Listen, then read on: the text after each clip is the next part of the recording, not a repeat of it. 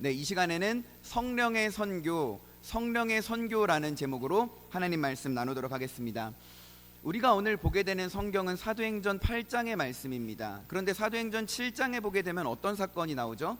스데반 집사님이 순교하는 사건이 나옵니다. 스데반 집사님이 설교를 하고 순교를 하는 사건이 나오게 되는 것이죠. 그 다음에 스데반 집사님이 순교 후에 바로 8장 1절에서 새롭게 성경 말씀이 또 시작됩니다. 1절 말씀에 뭐라고 기록하는지 우리 8장 1절 말씀을 우리 한번 보도록 할까요? 우리 한번 읽어보겠습니다. 사도행전 8장 1절입니다. 시작. 사울은 그가 죽임당함을 마땅히 여기더라. 그날에 예루살렘에 있는 교회에 큰 박해가 있어 사도 외에는 다 유대와 사마리아 모든 땅으로 흩어지니라. 아멘. 스데반 집사님이 순교를 했습니다. 순교를 하고 난 다음에 예루살렘에 박해가 시작이 돼요. 스데반 집사님의 순교를 시발점으로 박해가 시작이 돼서 예루살렘에 있는 수많은 그리스도인들이 흩어지게 됐다라는 사실입니다. 그렇다면 왜 흩어지게 됐을까요? 이제 스데반 집사님으로부터 시작됐던 이 복음의 선포가 사람들을 흩어지게 함으로써 복음이 흩어지게 하시려는 하나님의 뜻이었다라는 사실이죠. 사도행전 8장 4절 말씀을 볼까요? 4절 제가 한번 읽어보겠습니다. 그 흩어진 사람들이 두루 다니며 무슨 말씀을 전할세? 복음의 말씀을 전할세. 일부러 박해를 받게 해서 사람들을 흩어지게 하신 거예요. 흩어진 사람들이 흩어져서 복음을 또다시 흩어지게 했다라는 사실입니다. 복음을 전파하기 위해서 사람들을 흩으시게 하셨던 성령의 섭리라는 사실이죠. 그래서 이렇게 예루살렘에 있다가 흩어졌던 사람들 가운데 한 명이 오늘 말씀에 누가 나오냐? 바로 이 빌립 집사님이 나온다라는 사실이죠. 여러분, 빌립은 초대교회 집사님 중에 한 분이었습니다. 사도행전 6장을 보게 되면요, 이 빌립 집사님을 어떻게 표현하냐면 이 집사를 뽑는 기준이 있거든요. 사도행전 6장에 보면 초대교회의 7명의 집사를 뽑을 때 7명의 집사를 뽑는 기준이 있었습니다. 성지충칭이라고 해서 성령과 지혜가 충만하여서 칭찬받는 사람들을 뽑았어요. 그러니까 우리 교회 집사님들도 보세요. 다 성령과 지혜가 충만하여서 칭찬받는 사람들이 뽑힌 거잖아요. 이 성경에 보면 그런 사람들을 집사로 뽑았다라고 이야기를 하거든요. 빌립 집사님도 마찬가지죠. 그렇게 뽑힌 집사님입니다. 순종도 잘했어요. 그래서 이 빌립 집사님은 예루살렘에 있다가 쫓겨나서 어디로 가게 되냐면 사마리아라는 곳으로 가게 됐다라는 사실입니다. 그런데 사마리아에서 빌립 집사님이 뭘 했냐면 복음을 전했어요. 근데 복음을 전하고 나니까 복음을 전한 결과가 어땠는지 우리 한번 말씀을 읽어볼까요? 사도행전 8장 12절입니다. 8장 12절 다 같이 한번 읽어볼게요. 시작. 빌립이 하나님 나라와 및 예수 그리스도의 이름에 관하여 전도함을 그들이 듣고 믿고 남녀가 다 세례를 받으니. 아멘이죠. 여러분, 빌립 집사님이 예루살렘에 있다가 박해로 인해서 흩어졌습니다. 그래서 어디로 가게 됩니까? 사마리아로 가게 돼요. 사마리아에서 성령과 지혜가 충만하였던 빌립 집사님이 복음을 전하게 됩니다. 복음을 전하니까 그 결과가 어떻게 나타나죠? 사람들이 다 복음을 믿기 시작했다라는 사실이에요. 심지어 뭐까지 받습니까?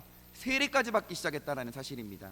여러분, 1세기 당시에 교회 공동체 안으로 들어온다라는 이 표징이 뭐였냐면 세례였다라는 사실이죠.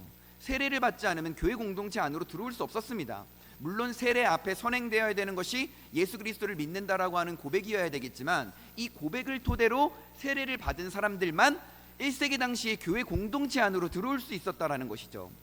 그러니까 빌립 집사님으로 인해서 전파된 복음이 사람들이 믿게 되었고, 믿게 되니까 세례를 받고, 세례를 받으니까 교회 공동체 안으로 들어오게 돼서 그리스도를 머리로 하여서 그리스도의 말씀을 따르는 그리스도인들이 넘쳐나게 되었다라는 사실이죠. 복음이 흩어져서 퍼져서 열매를 맺어가기 시작했다라는 사실입니다.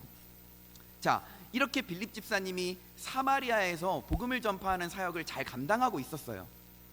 그런데 오늘 말씀에 보게 되면요, 주의 사자가 갑자기 빌립 집사님을 다른 곳으로 보내게 됩니다.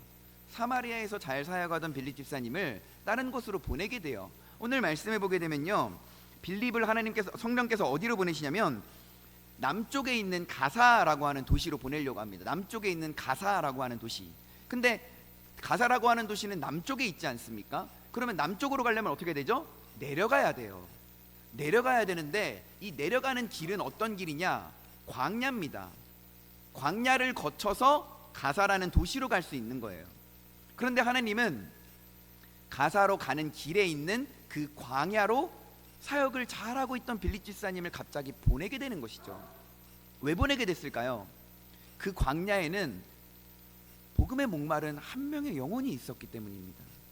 그 한 명의 영혼에게 복음을 전하기 위해서 빌립 집사님을 부르셔서 그 광야로 보내셨다라는 사실이죠. 여러분, 광야로 보냈다고 했지 않습니까? 광야? 여러분, 광야는 히브리어로 뭐라 그러냐면 미드바르라고 합니다. 우리 한번 따라해 볼까요? 미드바르. 우리 한 번만 더 따라해 보겠습니다. 미드바르. 광야는 미드바르라고 하는 곳입니다. 미드바르가 뭐와 뭐의 합성어냐면 미하고 다바르라고 하는 단어의 합성어예요. 미는 뭡니까? 뭐뭐로부터 나온다라는 뜻이죠. 다바르는 뭐죠? 말씀이에요. 말씀으로부터 나오는 곳이 광야입니다. 그러니까 광야의 뜻은 뭡니까? 말씀이 나오는 곳이 광야예요. 말씀이 나오는 곳이 광야인데 그 말씀이 나오는 곳이라고 하는 광야는 어떤 땅이죠? 사람이 없어요. 뜨거워요. 먹고 살 수 없어요. 사람들이 가기 싫어하는 곳입니다. 안 가려고 하는 곳이에요. 근데 사람들이 싫어하고 안 가려고 하고 그 좁은 길, 그 좁은 곳이 어디입니까? 광야라는 곳이죠. 광야에는 뭐가 나온다고요? 말씀이 나온다고요. 그래서 하나님이 쓰시는 사람들을 다 훈련시키실 때 어디로 보냅니까? 광야로 보내는 거죠. 광야에서 오직 하나님의 말씀을 경험하기 위해서 말씀이 나오는 광야로 보내는 것입니다.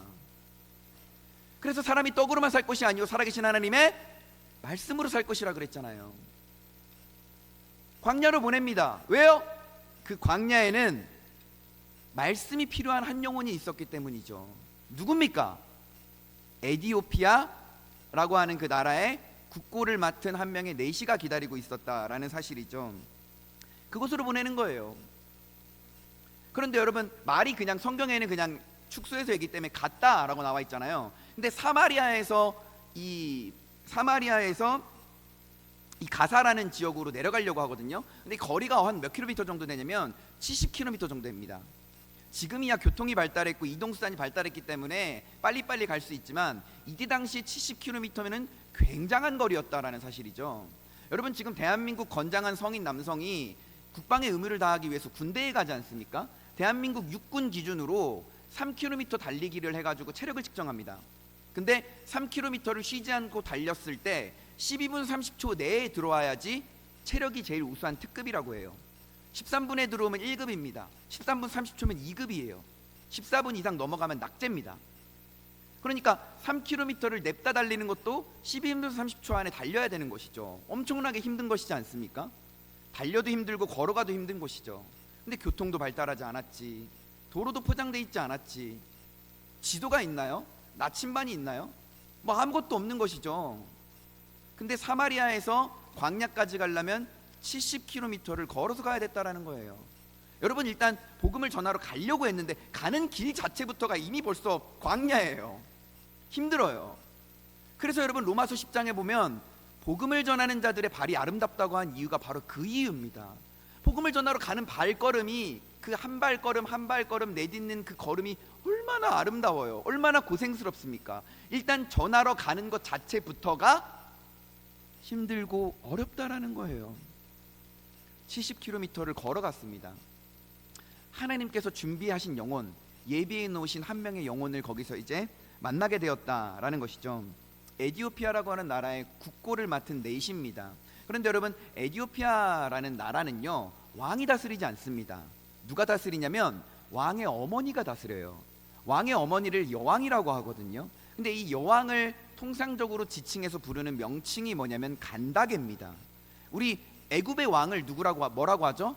바로라고 하지 않습니까? 로마의 왕을 뭐라 그러죠? 카이사, 시저라고 하지 않습니까? 그러니까 황제나 왕을 통상적으로 지칭하는 표현이 있잖아요. 우리나라 조선시대도 뭐라 그러죠? 전하, 임금 이런 것처럼 그냥 왕의 이름이 아니라 왕을 통상적으로 부르는 표현이 있어요. 마찬가지로 에디오피아도 왕이 통치하는 것이 아니라 왕의 어머니인 여왕이 통치하는데 이 여왕을 부르는 통상적인 표현이 간다게였다라는 것이죠.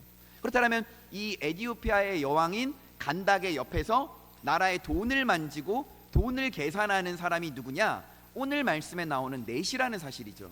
그런데 여러분, 우리가 이 넷이라는 표현을 오해하면 안 됩니다. 우리 동양적 사고방식으로 이해하면 우리 막 중국이나 한국의 사극을 많이 봐가지고 넷이는 뭡니까? 왕의 여자를 건드릴 수 없죠. 궁안에 있는 여성들은 다 왕의 여자 아닙니까? 그래서 왕의 여자를 함부로 건드리지 말라는 의미도 담아서 궁에서 일하는 관리들을 다 거세를 시켜버리잖아요. 그래서 이 내시는 거세당한 내시일 것이다 라고 생각을 할 수 있는데, 이런 동양적 우리가 가지고 있는 이런 상식으로 접근하면 안 되는 것이죠. 이 내시라는 것은요, 정부에서 일하는 관리를 이야기하는 것입니다. 근데 국고를 맡았대. 국고가 뭐죠? 나라의 금고 아닙니까? 오늘날로 치면 뭐 재무부 장관, 뭐 기획재정부 장관 정도, 뭐 한국은행 총재 정도라고 우리가 추정해 볼 수 있는 것이죠. 나라의 돈을 관리하는 사람이었다라는 것입니다. 이렇게 사회적으로도 계급이 높은 이 사람이 왜 빌립을 만나게 됐냐? 이 사람이 예루살렘이라고 하는 도시에 가서 하나님 앞에 예배를 드립니다. 예배를 드리고 돌아가는 길이었어요. 그런데 한번 생각해 볼까요? 여러분, 에티오피아라고 하는 나라가 어디에 있죠? 아프리카 북부 지역 쪽에 있지 않습니까? 근데 북부 지역 쪽에 있는데 오늘날 이스라엘이라고 하는 나라까지 이 사람이 마차를 타고 수레를 타고 왔다라는 사실이에요. 예배 한번 드리려고. 그것도 이렇게 사회적으로 경제적으로 지위가 높은 사람이 예배를 한번 드리기 위해서 그 먼 거리를 왔다라는 사실입니다. 와서 돌아가는 길에 이제 성령의 인도하심에 따라 빌립과 만나게 되었다라는 것이죠. 그런데 이 사람이 돌아가는 길에 성경을 읽고 있었어요. 무슨 성경입니까? 이사야라고 하는 성경을 읽고 있었어요. 우리 28절 말씀 한번 볼까요?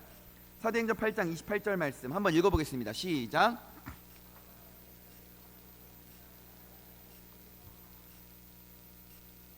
수레를 타고 선지자 이사야의 글을 뭐라고 하고 있죠? 읽더라 라고 하고 있습니다. 근데 한글 성경에 보면 그냥 읽더라 라고 표현을 하잖아요.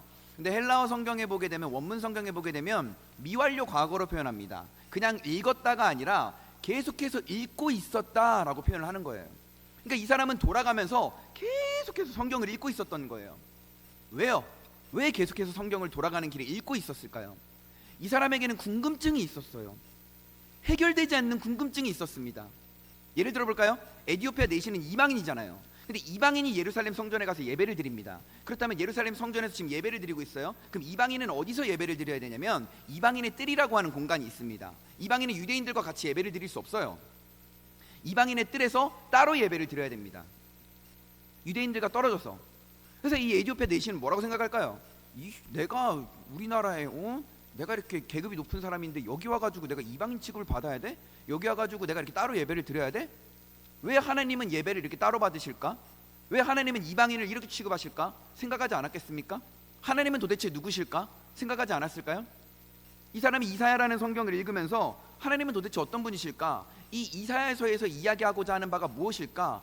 계속 궁금해하지 않았겠습니까? 그래서 이 사람은 성경을 계속해서 읽고 있었다라는 거예요.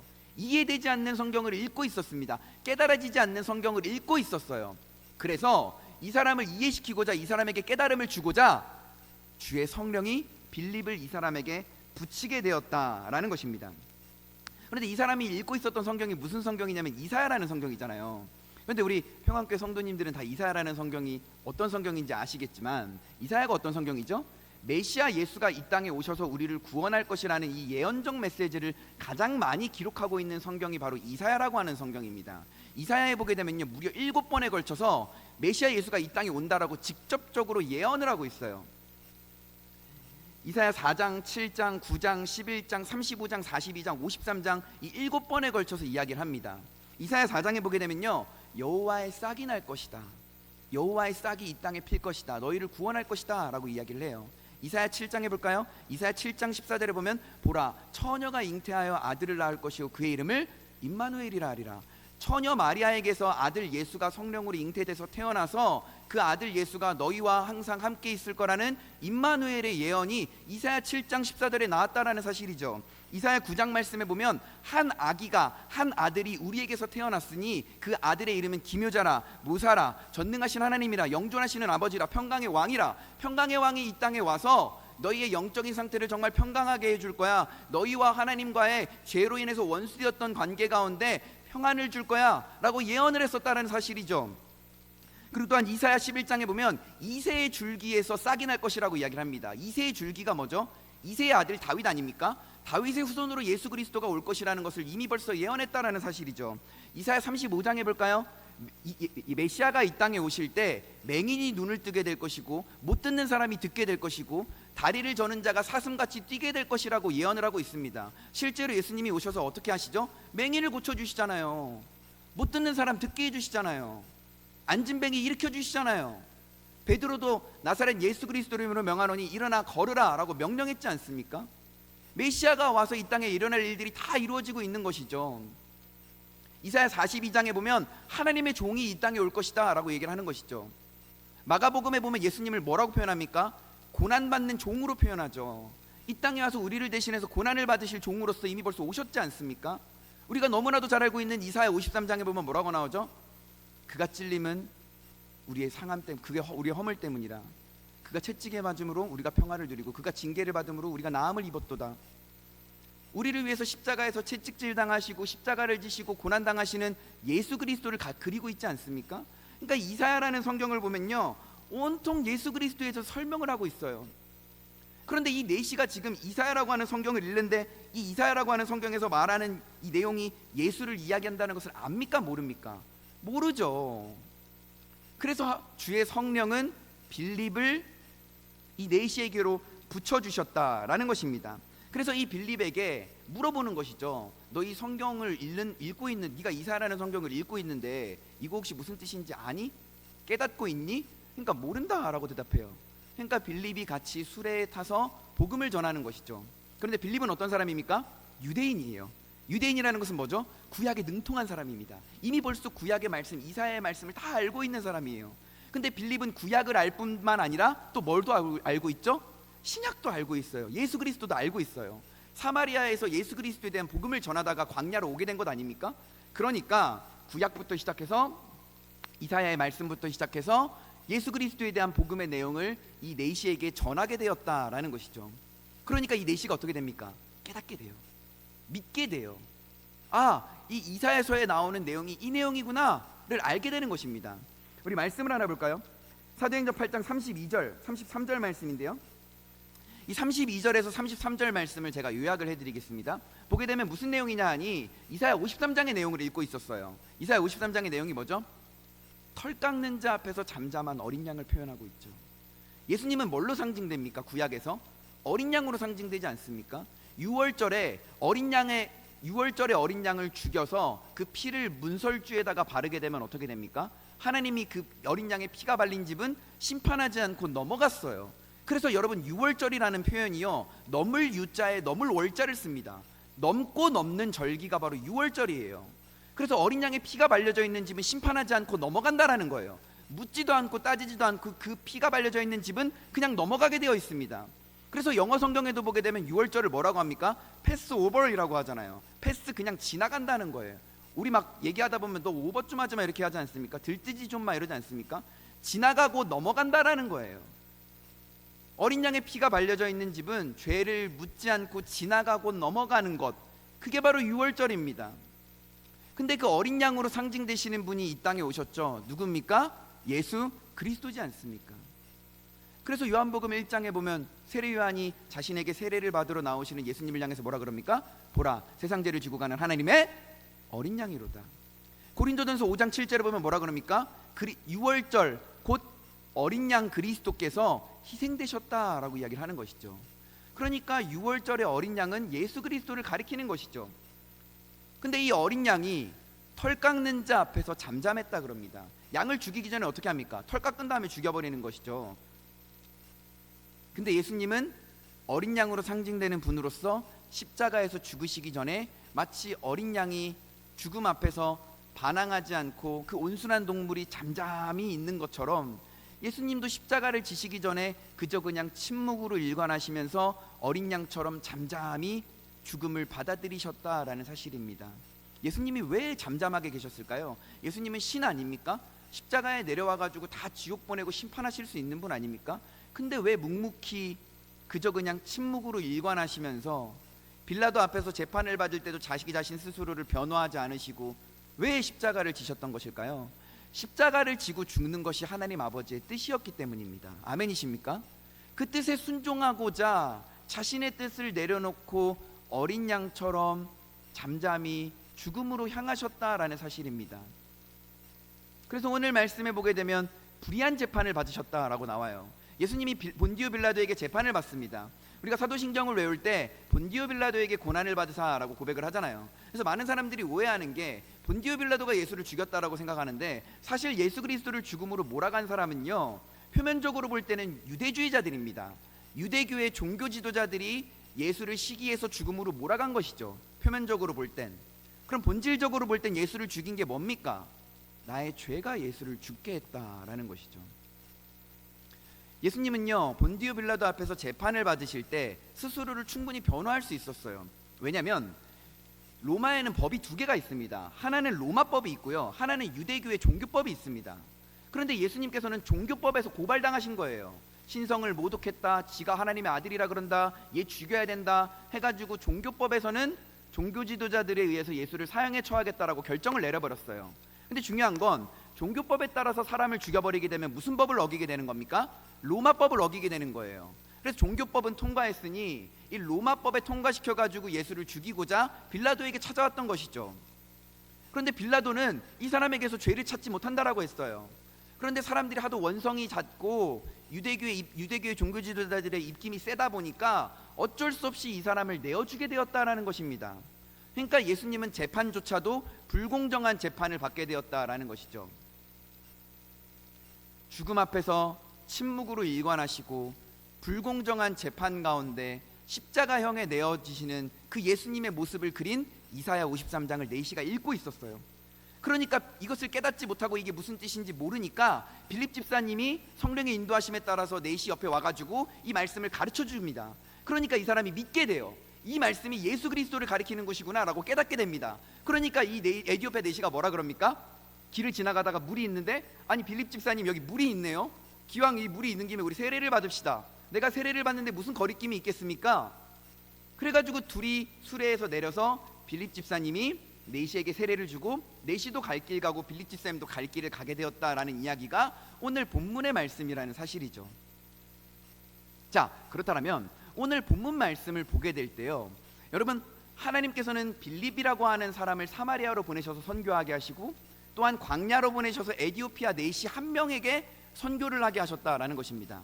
그런데 이 선교는요, 빌립이 한 것 같지만 사실 누가 한 겁니까? 성령이 한 거예요. 성령이 시작한 겁니다. 성령이 진행시킨 거예요. 성령이 열매 맺게 한 겁니다. 성령이 전하게 한 거예요. 빌립이 복음을 전할 때 에디오피아 네시가 이거를 들려줘야 되는데, 깨달아줘야 되는데, 믿어줘야 되는데, 이것이 들릴 수 있도록, 깨달아질 수 있도록, 믿어질 수 있도록 역사하신 분이 누굽니까? 성령이죠. 성령이 영적인 빛을 쫙 쏘셔가지고 성령의 조명하심으로 말미암아 이 말씀이 말씀으로 보이게 하시고 들리는 말씀이 복음으로 들리게 하시고 깨닫게 하시고 믿어지게 하셨다라는 거예요. 그러니까 말씀을 볼 때 빌립이 선교한 것 같지만 사실은 그냥 빌립은 쓰임 받았을 뿐, 주의 사자가 성령이 빌립을 사마리아로 보내고 광야로 보내서 네시에게 보내셔서 말씀을 전하게 한 것이죠. 그 말씀 가운데 성령이 역사하셔서 네시를 믿게 하셨다라는 것입니다. 결국에는요, 이 선교는 누가 하는 것이냐? 하나님이 하시는 것이라는 사실입니다. 아멘이십니까? 여러분, 근데 성령이 선교를 하시잖아요. 성령은 무슨 영이죠? 성령은 그리스도의 영이라는 사실입니다. 여러분, 성부 하나님은 어떤 분입니까? 성부 하나님은 아버지 되시는 하나님이잖아요. 스스로 존재하시는 분이잖아요. 이 스스로 존재하시는 성부 하나님에게서 태어나신 분이 누구죠? 성자 예수님이잖아요. 성자 예수님에게서 나오신 영이 어떤 영이죠? 성령이죠. 그래서 예수님에게서 나오신 영이기 때문에 성령을 그리스도의 영이라고 하는 것이죠. 예수님은 육체로 계신 분이 성자 예수님입니다.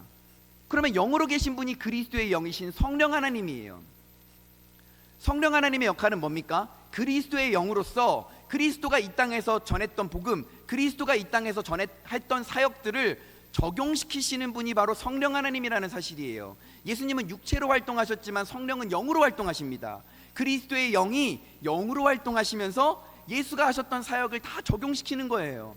그래서 복음을 전할 때 성령이 그 복음을 듣는 사람에게 역사하셔서 믿게 하시는 겁니다. 제자들이 병자를 고칠 때 성령 하나님이 역사하셔서 그 병을 고치게 하시는 거예요. 그래서 그리스도의 영은 그리스도가 했던 사역을 이 땅에 영으로 활동하면서 적용을 시키시는 분이 바로 성령 하나님이라는 사실입니다. 선교는 실질적으로 누가 하는 것입니까? 성령 하나님, 그리스도의 영이신 분이 하게 되신다라는 사실인 것이죠. 여러분, 예수님이 이 땅에서 하셨던 핵심적인 사역이 뭡니까? 마태복음 4장 23절에 보면 회당에서 가르치시고 천국 복음을 전파하시고 모든 병든 자와 약한 것을 고치시니, 가르치고 전파하고 고쳤다. 가르치고 전파하고 고치는 사역을 하는 것이죠.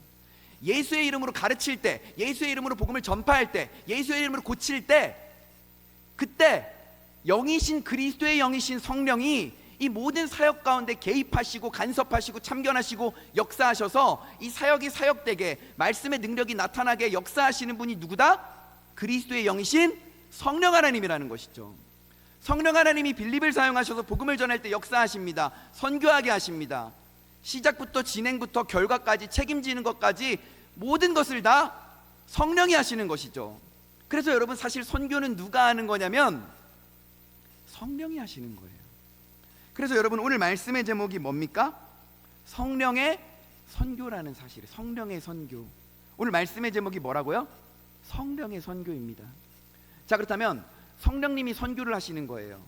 그렇다면 성령의 선교에는 두 가지의 특징이 나타나거든요. 두 가지의 특징, 우리 두 가지만 좀 알아볼까요? 첫 번째, 성령의 선교에는요 외가 없고 순종만 있습니다. 자, 따라해 보겠습니다. 성령의 선교에는 외가 없고 순종만 있습니다.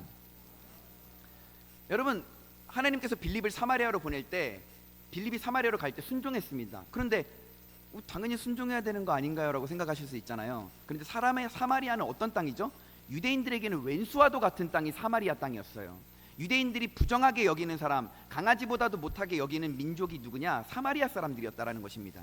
사마리아 사람들이랑은 상종도 안 해요. 겸상도 안 합니다. 그 땅을 밟고 지나가지도 않아요. 그래서 요한복음 4장에 보면 예수님이 사마리아 수가라고 하는 지역에 여인을 찾아간 것이 나중에 유대인들에게 지탄받는 이유가 돼버리는 것이죠. 그런데 빌립은 유대인으로서 사마리아 땅에 간다? 쉽지 않은 일입니다. 근데 성령의 인도하심에 따라 순종해서 갔어요. 빌립이 또한 광야에 간다? 순종해서 가게 되었다라는 것입니다. 빌립이 한 것은 뭐냐? 순종밖에 한 게 없다라는 사실이죠. 여러분, 순종을 하는 것 자체만으로도 선교입니다. 빌립이 순종해서 그 광야로 갔지 않습니까? 사마리아 땅으로 갔지 않습니까? 가는 것도 선교예요. 그 가는 과정이 얼마나 험난합니까? 그 험난한 과정 가운데 가는 것 자체부터가, 이동하는 것 자체부터가 선교라는 사실이에요. 선교지에 갑니다. 먹는 것도 선교예요. 여러분, 우리 작년에 청년들이 바누아투를 갔다 왔잖아요. 근데 바누아투에서 김희균 선교사님하고 동역하시는 우리 원천희 선교사님이라는 분이 계시는데, 그 동역하시는 선교사님이 저한테 얘기를 들려주시더라고요. 그 바누아투 선교사님들이 하시는 일이 뭐냐면 산속에 문명을 거부하고 자기네들끼리 부족을 이루고 살고 있는 교과서에서나 나올 법한 원시인들이 있습니다. 그 원시인들에게 찾아가서 복음을 전하는 사역을 하고 계신 거예요. 근데 원시인들의 문화가 있어요. 마을에 손님이 오면 음식을 줍니다. 이 음식을 먹어야지만 대화를 할 수 있는 거예요. 그럼 선교사님들이 일단 가서 복음을 전하려면 어떻게 해야 됩니까? 일단 그분들이 주시는 음식을 먹어야지만 대화가 가능하고, 대화를 해서 관계를 터야지만 예수 믿으라는 복음을 한마디라도 전할 수 있는 것이죠. 그러니까 복음을 전하기 위해서는 먹어야 되는 거예요. 먹는 것도 선교가 되는 거예요. 근데 음식을 어떤 음식 주냐? 박쥐고기 이런 거 줍니다. 막 털이 빠지지 않는, 누가 봐도 이렇게 비위생적인 진흙 쿠키 같은 막 그런 음식들을 주는 것이죠. 근데 그걸 먹어야 돼요. 먹으면 3일 누워있는다고 합니다. 3일 누워있다가 일어나서 복음을 전하는 것이죠. 여러분, 선교를 하러 가는 것도 선교예요. 순종하는 것도 선교입니다. 음식을 먹는 것도 선교예요. 그리고 그 마을에서 자고 나와야 되거든요. 자고 나가지 않으면 예의가 아니라고 생각해요. 그러면 음식을 먹고 3일 동안 끙끙 앓아 누워있어 아프다가 복음 전하고 자고 나가는 거예요. 자는 것도 선교예요. 이 모든 과정이 선교라는 사실입니다. 여러분, 편견을 버리는 것도 선교예요. 편견을 버리는 것. 제가 아는 저희가 아는 목사님이 목회를 은퇴하고 영국에 선교를 하러 갔습니다.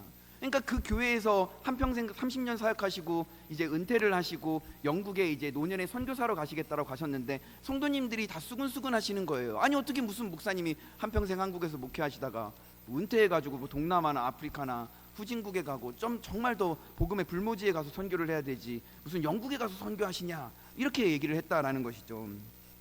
그런데 여러분, 영국이 복음의 시발점이었지만 지금은 가장 복음에 낙후되어 있는 나라라는 사실입니다.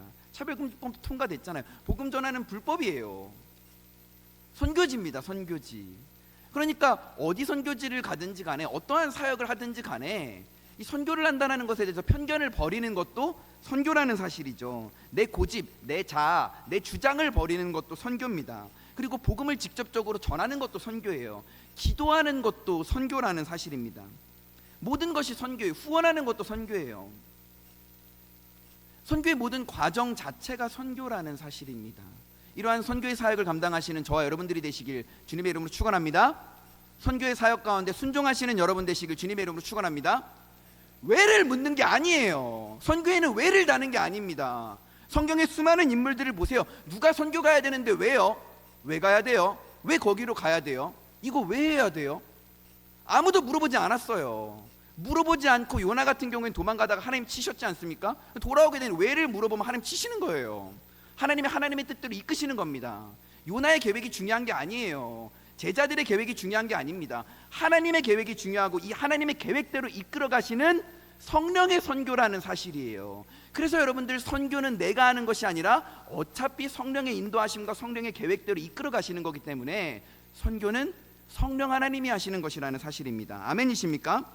나는 그저 그냥 순종만 하면 되는 거예요. 가라면 네, 하라면 네, 내만 하면 되는 것입니다. 여러분, 우리 모두는요 다 선교를 위해서 부름받은 선교적 존재라는 사실입니다. 우리는 다 선교적 존재예요. 우리는 다 복음을 전해야 될 사명을 가지고 있는 예수 그리스도를 믿는 제자들이라는 사실입니다.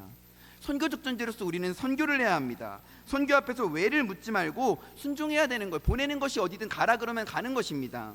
그래서 하나님께서 선교 가운데 가장 중요하게 여기시는 것이 뭐냐? 순종이라는 사실이에요. 하나님은 선교하실 때 잘난 사람을 쓰지 않습니다. 하나님이 왜 잘난 사람을 안 씁니까? 물론 잘난 사람, 준비된 사람을 쓰실 수도 있겠죠. 그런데 하나님은요 준비된 사람을 쓰시는 것이 아니라 준비시킬 사람을 불러서 준비되게 하셔서 쓰신다라는 사실이에요. 하나님은 순종할 사람을 쓰신다라는 사실이에요. 여러분, 하나님이 대체 뭐가 부족해서 잘난 사람을 쓰시겠습니까? 인간이 잘나봤자 뭐 얼마나 잘났다고 하나님보다 얼마나 더 잘나겠습니까? 하나님은 순종하는 사람을 선교 가운데 사용하신다라는 사실입니다. 아멘이십니까? 성령의 선교의 특징이 뭡니까? 첫 번째로 선교는 왜가 아니고 순종만 하는 것이라는 사실이죠. 두 번째, 성령의 선교에는 뭐가 있냐? 파급력이 있습니다. 따라해 보겠습니다. 파급력. 성령의 선교에는 뭐가 있다고요? 파급력이 있다라는 사실이에요. 여러분, 성령은요 빌립 한 사람을 보내셔서 사마리아에게 복음을 전하게 하십니다.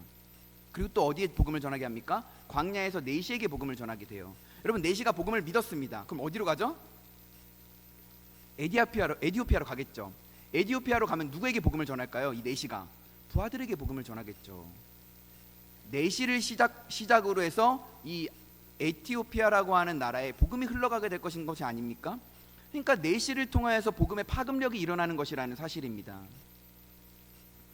여러분, 베드로가 고넬료에게 복음을 전하러 갔잖아요. 사도행전 10장에 보면 베드로가 고넬료에게 복음을 전해요. 그러니까 고넬료가 누구를 초대해놓고 기다립니까? 친구와 친척들을 초대해놓고 기다려요.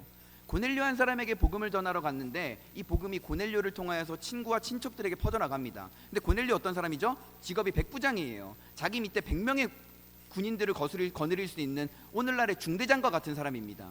근데 이 백부장 고넬료가 복음을 믿었다? 그럼 백부장 고넬료가 또 누구에게 복음을 전하겠습니까? 100명의 부하들에게 복음을 전하는 거예요. 복음은 파급력이 있는 거예요. 사도행전 16장에 보면 바울과 실라가 감옥에 갇힙니다. 찬송을 하니까 감옥이 무너져요. 그래서 간수에게 복음을 전합니다. 근데 간수에게 복음을 전하니까 또 누구에게 복음을 전하게 됩니까? 간수의 가족들에게 복음을 전하게 돼요. 간수의 가족들에게 복음이 전해지니까 또 누구에게 복음을 전하게 됩니까? 간수의 가족들이 친구, 친척, 이웃, 옆집에게 복음을 전하게 되는 것이죠. 그리고 바울과 실라가 떠나갑니다. 예수를 믿게 된 간수는 또 이제 뭘 하죠? 감옥을 지키지 않습니까? 그럼 감옥을 지키면서 또 뭘 할까요? 간수가 감옥에 갇혀 있는 죄수들에게 또 복음을 전할 것 아닙니까? 여러분, 아무리 제자들이 복음을 전한다 해도 감옥 속에 들어와서 복음을 전할 수는 없잖아요. 감옥에 있는 사람들은 간수가 복음을 전하고, 밖에 있는 사람들은 제자들이 복음을 전하고, 복음을 들은 사람들이 복음의 파급력이 이용이 되어 가지고 복음을 파급하게 되는 것이라는 사실입니다. 복음은 그렇게 퍼져나가게 되는 것이죠. 여러분, 바울도 마찬가지입니다. 바울의 원래 계획은 뭡니까? 스페인, 그 성경에서는 이제 서바나라고 하죠. 서바나라고 하는 지역에 가서 복음을 전하려고 했거든요. 근데 어디로 가게 됩니까? 로마로 가게 돼요. 왜 로마로 가게 됐는지 아십니까? 로마에게 가서 황제 앞에서 재판을 받게 됩니다. 근데 황제 앞에서 복음을 전하는 거예요. 근데 황제가 재판하면 누가 옵니까? 군인들, 시민들, 귀족들, 가족들, 친척들, 로마의 웬만한 유명 인사들 다 모이지 않겠습니까? 그 로마의 황제 앞에서 바울이 복음을 전하려고 바울이 그 재판 과정 가운데서 끌려가게 되었다라는 사실입니다. 바울이 복음을 전합니다. 황제 앞에서. 그럼 어떻게 됩니까? 황제를 포함해서 그 수많은 사람들이 복음을 듣게 되겠죠. 성령이 역사하셔서 복음이 퍼져나가게 될 것이라는 사실입니다. 그래서 로마의 심장부를 토대로 로마의 온 전역에 복음이 퍼져나가게 하기 위해서 하나님은 바울의 계획대로 스페인으로 보내는 것이 아니라 로마에게 보냈다라는 사실이죠. 로마의 황제 앞에서 복음을 전하게 하시려고 한 것입니다. 여러분, 복음이 헬라어로 뭐냐면 유앙겔리온이라 그래요. 유앙겔리온. 따라해 보겠습니다. 유앙겔리온. 여러분, 이 유앙겔리온이라는 표현을 꼭 알고 계셔야 돼요. 이게 어떤 표현이냐면요, 1세기 당시에 로마에 황제가 있지 않습니까? 가이사. 황제의 아들이 태어났을 때 유앙겔리온이라 그럽니다. 황제가 법령을 만들었을 때 유앙겔리온이라 그래요. 황제가 어떤 도시에 행차하잖아요. 그러면 유앙겔리온이라 그래요. 황제의 아들이 태어나는 것이 복음이고, 황제가 행차하는 것이 복음이고, 황제가 법을 만들어서 칙령하는 것이 복음입니다. 그런데 진짜 복음이 뭡니까? 예수 그리스도가 이 땅에 태어난 것이 복음이죠. 예수 그리스도의 말씀이 복음이 되는 것 아닙니까? 예수 그리스도가 이 땅에 온 것이 복음이 아닙니까? 그러니까 바울은 황제 앞에서 내가 진짜 왕이 누군지를 선포하려고 하는 것이죠. 황제 앞에서 황제를 신으로 여기는 그 로마의 악한 문화 속에서 진짜 신으로, 왕으로, 인간으로 이 땅에 오신 예수 그리스도를 선포하게 하려는 것입니다. 그래서 그것으로 인하여서 복음의 파급력이 퍼져나가게 하려는 사실이죠. 여러분, 이번 주 주일부터 다음 주 토요일까지 6박 7일의 일정으로 우리 청년부 선교팀이 제주도로 갑니다. 우리 하나님께서는 우리 청년부 선교팀을 부르셔서 제주도로 보내는 것이죠. 우리가 복음을 전하는 한 영혼 한 영혼을 통해서 그 제주 땅에 복음의 파급력이 일어나기를 주님의 이름으로 축원합니다. 여러분, 복음은 능력이 있어요. 복음은 생명력이 있습니다. 복음은 전염력이 있어요. 복음은 파급력이 있습니다. 복음에는 능력이 있다라는 사실이에요. 믿으십니까? 그럼으로써 여러분, 우리가 순종할 때 성령의 선교가 이루어지는 것이고, 우리가 한 영혼 한 영혼을 생각하면서 복음을 전할 때 그 영혼을 통해서 복음의 전염력이 팍 퍼지게 된다라는 사실입니다. 그럼으로써 우리 모두는 선교사고, 우리 모두는 선교적 존재로 부름받은 사람으로서 선교의 사역 앞에 여러분 순종하시는 저와 여러분 되시길 주님의 이름으로 축원합니다. 또한 복음을 가슴에 품고 우리 평안교회와 모든 성도님들이 복음의 파급력이 퍼지는 데 있어서 쓰임받는 선교의 자녀들이 되시기를 주님의 이름으로 축원합니다.